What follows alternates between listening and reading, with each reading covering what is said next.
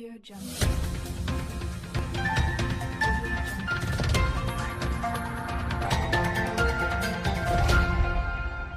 Audio Jungle.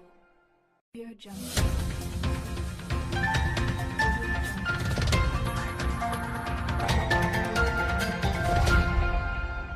Audio Jungle. Audio Jungle. Oui, voilà. Ça vous fait quoi, l'amour, la vie affective, la sexualité? Ça vous fait quoi? Ça me fait quoi, moi, l'amour? Ben, ça me fait du bien. Ça me, oui, ça me produit. Enfin, voilà, ça me fait du bien et c'est important, c'est essentiel. C'est essentiel d'avoir de l'amour autour de soi. Eh ben, bonjour à tous et je suis ravi donc, d'être avec vous pour une journée spéciale à l'université populaire de la RTS de Parlez-moi d'amour.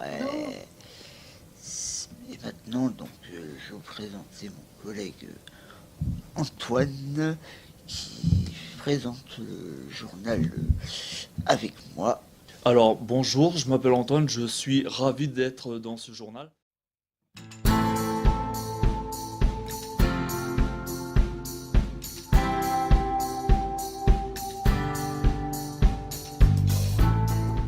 Et les conséquences de nos actes ont forcément des conséquences sur les autres. Et notre vie d'homme et de femme, c'est de faire attention à soi et à l'autre.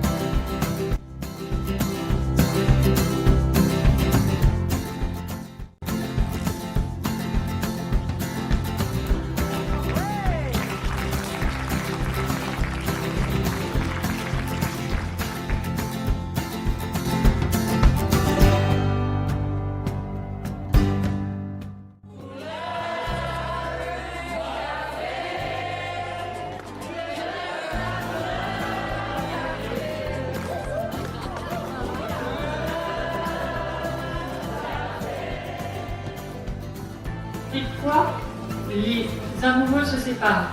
Ça fait mal parce que quand on se quitte, c'est dur. Ça fait mal au cœur, ça pleure, c'est triste. On a tous connu cette aventure amoureuse.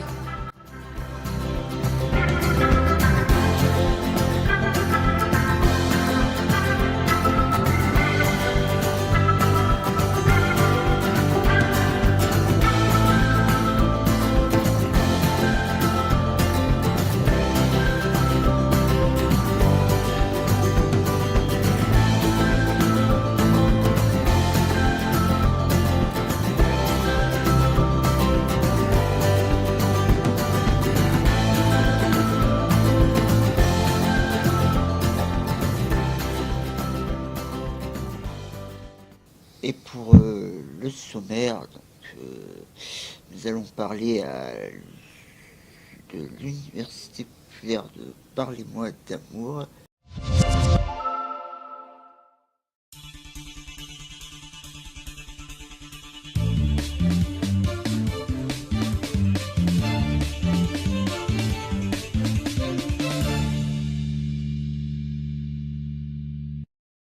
Et tout de suite, je vais vous présenter l'association À part ça.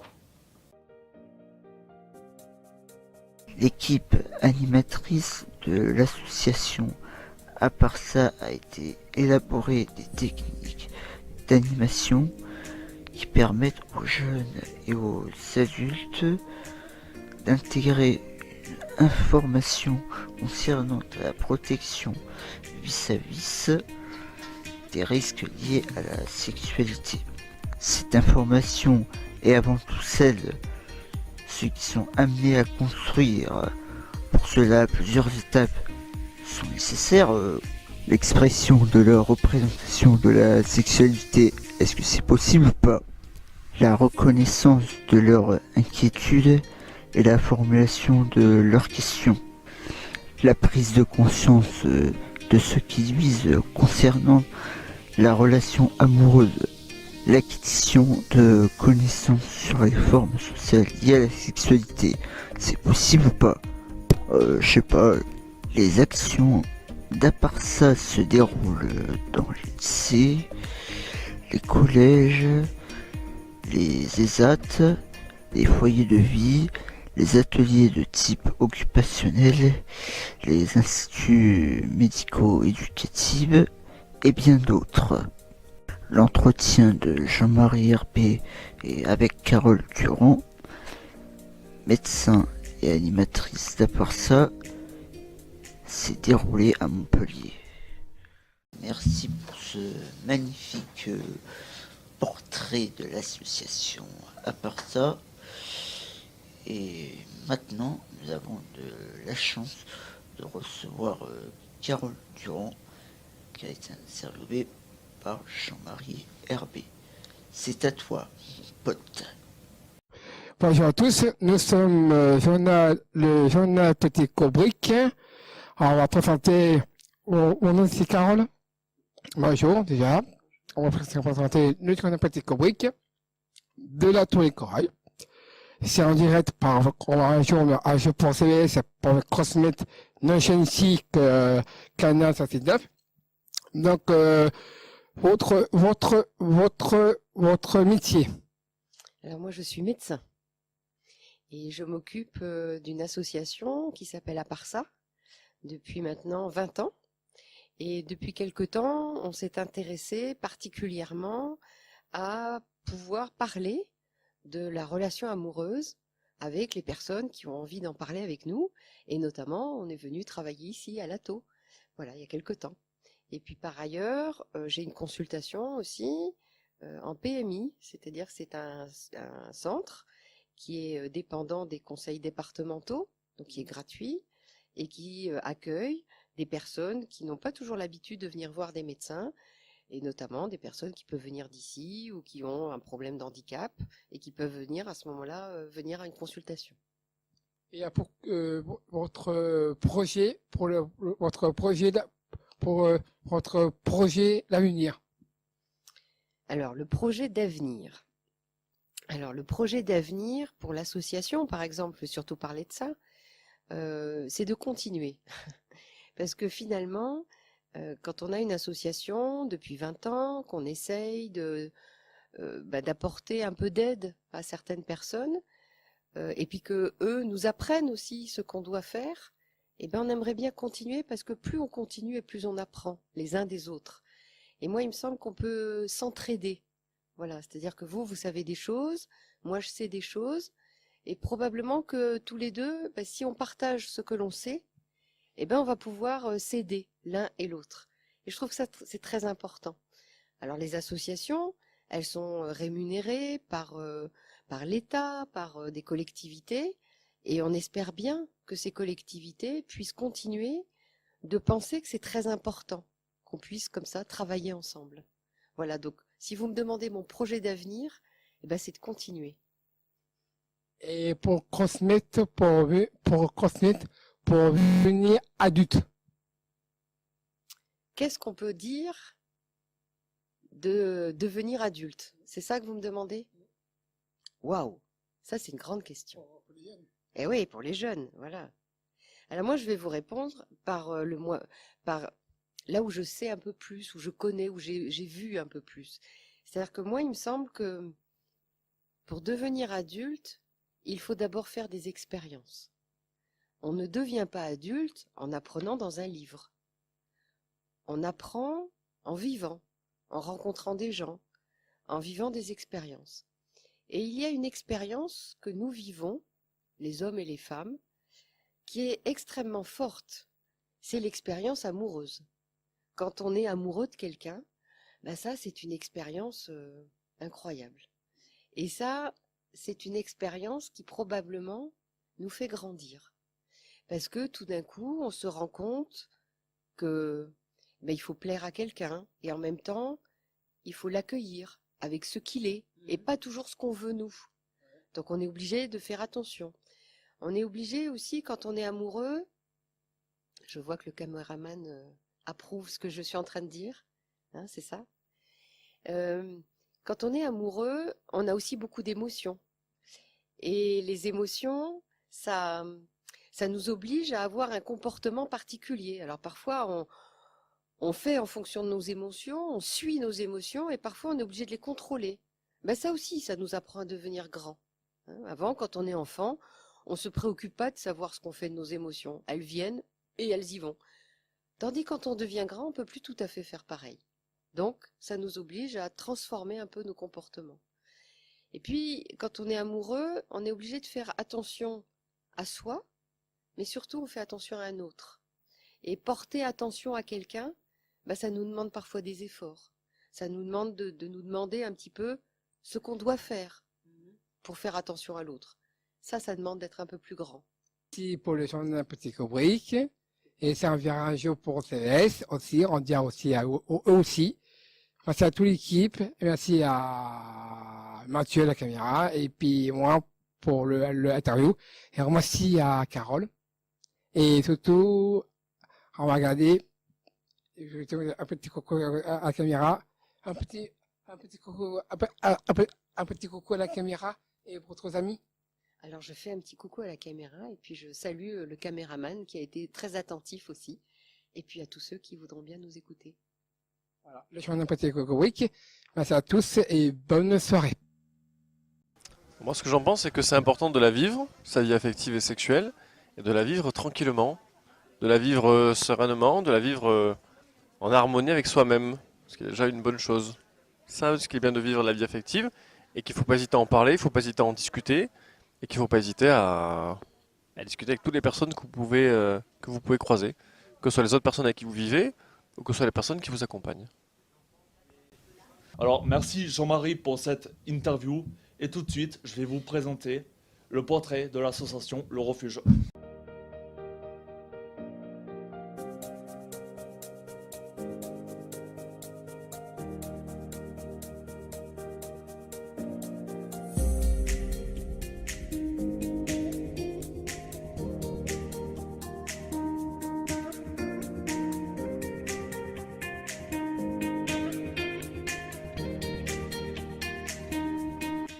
Le Refuge est une association française fondée en 2003.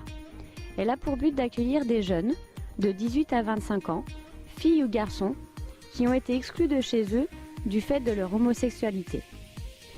L'association leur offre donc un hébergement temporaire et un soutien psychologique. L'homosexualité, c'est quoi? L'homosexualité, c'est quand un garçon est amoureux d'un autre garçon ou une fille d'une autre fille. Un couple homosexuel peut se marier et adopter un enfant. Mais malheureusement, parfois, elles sont rejetées, insultées ou agressées physiquement à cause de leur orientation sexuelle. On appelle cela l'homophobie, et cela est sévèrement puni par la loi. On peut également être en situation de handicap et sentir de l'attirance pour quelqu'un du même sexe. Que l'on vive seul, en famille ou en foyer, si on a besoin d'en parler, on peut s'adresser à son environnement proche, mais aussi à des associations telles que le planning familial, le refuge et plein d'autres.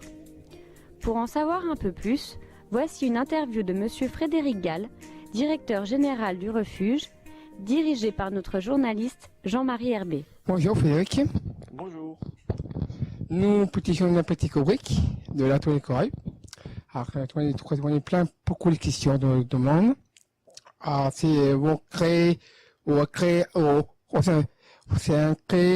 c'est quoi pour créer organisation? L'association, elle a été créée en 2003, elle a été créée à Montpellier, et elle vient en aide à des jeunes qui ont entre 18 et 25 ans, et qui se retrouvent exclus de chez eux parce qu'ils sont homosexuels, que les parents bien ont découvert ça et qui leur ont dit de prendre leurs affaires et de partir. Et nous on propose un hébergement, accompagnement social, psychologique et une réinsertion pour ces jeunes-là. Voilà. Pourquoi certains que les parents sont plus en colère? Ben parce qu'il y en a beaucoup qui comprennent pas du tout pourquoi leurs enfants sont comme ça. Et il y en a beaucoup qui se disent que c'est pas normal, beaucoup qui se disent que ben, le fait qu'ils soient différents, ça les gêne par rapport au regard de l'autre. Et que ben, la différence, souvent ça fait peur. Quand les gens ne connaissent pas aussi, ben, ils ont peur. Et puis beaucoup de gens ne connaissent pas non plus ce que c'est que l'homosexualité, ils imaginent beaucoup de choses dessus. Et ben, comme ils ont peur, ben, ils préfèrent leur dire de partir, tout simplement. Si ça va prendre un petit mot pour un petit coucou à la caméra et aussi vos amis. Bah oui, je dis bonjour à tout le monde, je dis bonjour à la Théo des Écureuils, et je les remercie beaucoup pour le petit moment qu'on a passé ensemble. Et puis, ben, n'hésitez pas à revenir, n'hésitez pas à... Vous êtes les bienvenus, vous êtes ici chez vous. Merci, j'ai un petit coucou qui invite ça pour mercredi. Merci. Pour ta vie d'adulte. Ma vie Ouais. de femme. De femme. Oui, avoir une femme. Oui. Une femme ou une copine? Une femme. Ah, une femme, donc te marier. Oui. Oui. Et bébé enceinte. Avoir un enfant avec elle. Oui. Et elle est grande. Qui devient grand un jour. Oui, un jour.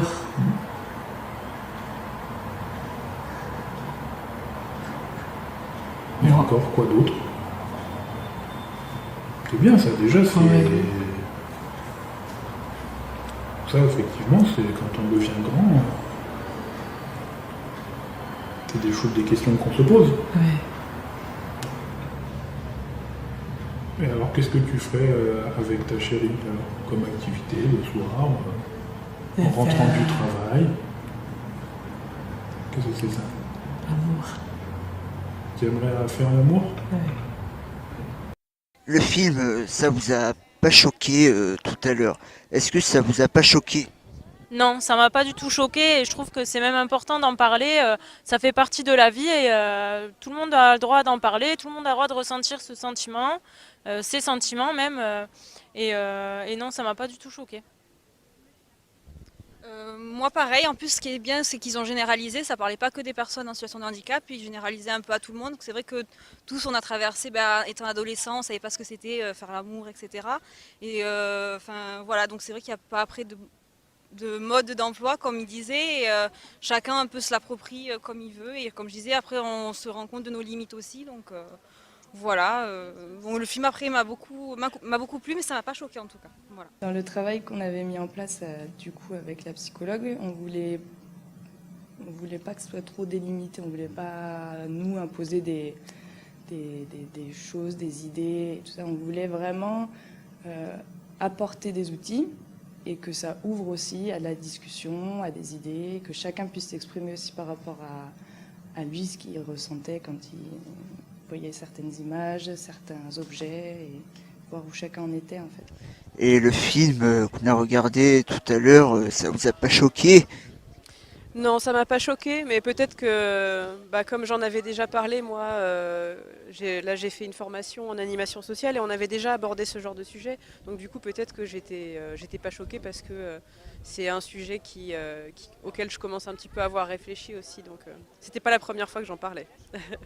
Et on avait déjà vu des films aussi sur le même sujet. Sur la parentalité, ce qui peut paraître étonnant, c'est qu'elle fait tellement peur qu'on a vraiment du mal à l'envisager. Alors que parler du potentiel ou du fait qu'on a un corps fertile, quitte à renoncer à avoir un enfant ou à choisir d'en avoir un, en soi, c'est pas un problème. Mais il semble que ce soit le nœud qui a été présenté dans des ouvrages célèbres comme L'Ange et la Bête, où cette question de la parentalité, on dirait qu'on ne peut pas l'aborder. D'ailleurs, il n'est pas rare que les personnes elles-mêmes, dès qu'il est question de parler d'enfants, disent immédiatement « c'est interdit ». Alors que lorsqu'on ouvre la question, ou que ces personnes rencontrent des enfants, ou rencontrent même le fait que ça aurait été possible, en tous les cas physiquement, c'était possible, et que ça se pose, souvent on voit qu'il y a une espèce de prise de conscience qui est assez intéressante et qui va bouger les choses dans leur esprit et en même temps dans le nôtre. Quand on est grand, on peut faire des enfants. Et tu aimerais avoir des enfants? Je vais en faire 8. 8, ça me suffit. 8, ça te suffirait? Oui, comme ça j'aurai une équipe de foot des filles et des garçons. Parce que nous, quand même, on se projette, nous, éducateurs, dans quelque chose.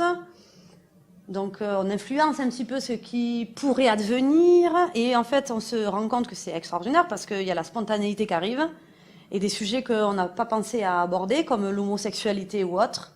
Au tout début, hein, ça a complètement émergé, quoi. Et toujours en s'appuyant sur des lois. Il y a toujours la loi qui est derrière, quand même, des vraies lois. Parce que, ouais, souvent, pareil, nous, on a un langage éducatif. Hein, des fois, on peut dire, t'as pas le droit de faire ça, quoi. Mais à qui on s'adresse quand on dit ça? À qui on s'adresse? En fait, on s'adresse à un adulte. Donc, et le droit, on parle bien de la loi. Mais est-ce qu'il y a vraiment une loi derrière? Est-ce qu'on est, nous, en train de signifier à l'autre? Tout ça, ils ont été surprenants parce que ça nous a fait vachement réfléchir. Non? Et le film qu'on a vu tout à l'heure, ça vous a pas choqué Non, ça vous a pas choqué? Ça m'a pas choqué puisque c'est la vie. Ce qu'on a vu là, c'est simplement la vie. D'abord, c'est les gens qui s'expriment et qui parlent de leur vécu. Et puis, c'est la vie de tous les jours. Donc, en quoi ça serait choquant? Merci et à vous et on continue. S'il m'a choqué, non, il m'a pas choqué le film qu'on vient de voir. Par contre, c'est vrai que c'était intéressant et c'est rassurant de savoir que, c'est important de, c'est rassurant de voir qu'on en parle et que c'est des questions qui préoccupent les institutions. Mais par contre, c'était pas possible. Enfin voilà, c'était un peu long peut-être pour moi. J'accompagnais avec des enfants et c'était peut-être un peu compliqué de tout comprendre. Mais après, il m'a pas du tout choqué et je trouve ça important qu'on en parle justement de ces questions-là. Voilà, je trouve ça bien. C'est rassurant qu'on se pose toutes ces questions et de savoir comment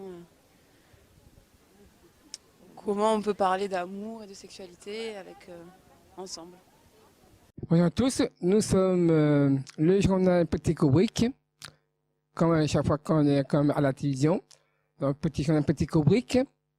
Déjà, on fait connaissance pour savoir vos noms et le prénom avant que commencer, avant le générique. Donc, d'abord, juste pour essayer de présenter nom et le prénom. Je m'appelle Klouras, mon nom de famille, Yorgos, voilà, c'est mon prénom. Et sinon, en français, ça donne Georges, voilà. Donc, vous pouvez m'appeler soit Yorgos pour les francophones, soit Georges, voilà. On va continuer. Votre métier. Mon métier ici au planning familial, à l'intitulé animateur de prévention. Et les projets d'avenir. Les projets, les miens ou de l'association en général? En général, tout. En général. De l'association? Oui. Très bien, on a changé les rôles. Les projets de l'association, je vais essayer de faire rapidement, de répondre rapidement. Donc là, vous êtes accueillis au locaux du planning familial 34, donc de l'association départementale 34. Le planning familial est une association assez vieille et elle est nationale. Donc le planning familial a des associations départementales à toute la France, à la métropole, et puis après dans ce qu'on appelle les dom-toms. Elle a été créée en 1956 sous le nom Maternité Heureuse, et puis après elle a changé son nom, et là l'association s'appelle Mouvement français pour les plannings familiales. Donc les projets, si vous voulez, moi je vais revenir un peu au passé. L'association au début elle a été créée pour défendre les droits à la contraception et à l'avortement. Pourquoi? Parce qu'à l'époque l'avortement et la contraception en France étaient des choses interdites et non accessibles donc pour les femmes. L'association elle a été créée pour ça. Elle est influencée donc par des courants, les courants féministes. Donc, le planning familial est une association féministe, et aussi les courants d'éducation populaire. Donc, il s'agit aussi d'une association d'éducation populaire. Voilà. Je continue ou vous voulez m'interrompre peut-être? Et pour le craper maladie contre le sida, c'est pareil.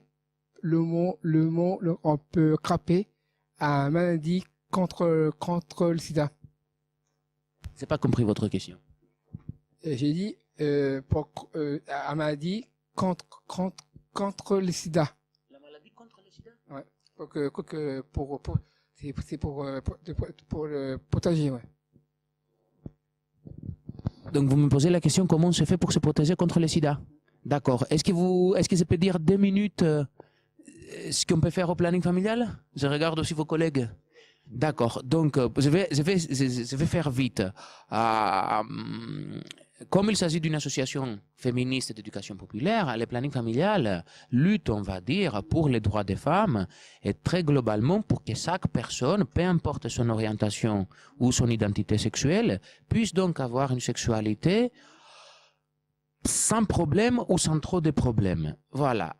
Dans ce cadre-là, il y a plusieurs choses, plusieurs campagnes qui se développent. Par exemple, des campagnes contre les violences faites aux femmes. Globalement, il y a 3 actions qui se développent au planning familial. La formation auprès des professionnels, l'ouverture des centres de planification et d'éducation familiale et les animations. Donc moi, je suis animateur. Ici, donc, vous êtes aux locaux de l'association et vous êtes également au centre de planification et d'éducation familiale de Montpellier.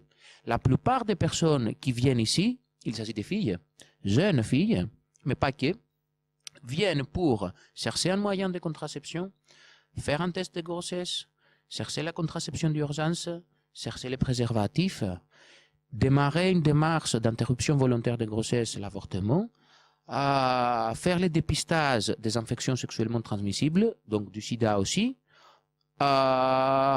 chercher des informations diverses et variées autour de la sexualité, ou tout simplement discuter, échanger autour de leur vie affective et sexuelle. Un petit coucou à la caméra et votre ami. Mais dire les prénoms de mes amis? Oui. D'accord. La caméra. Coucou la caméra. Merci beaucoup à toute l'équipe. Merci beaucoup à vous. Et bonjour, la bise aux copains et aux amis. Voilà. Le petit Fnac, merci à tous et bon après-midi.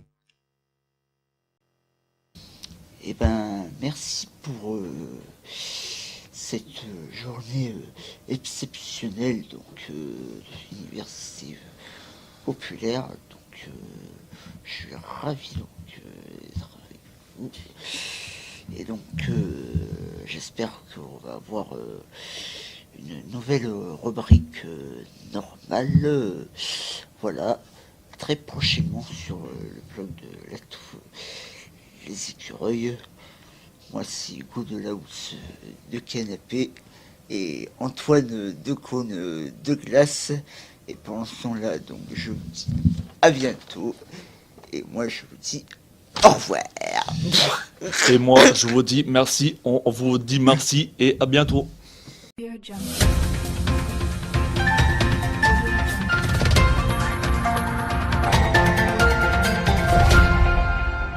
Audio Jungle.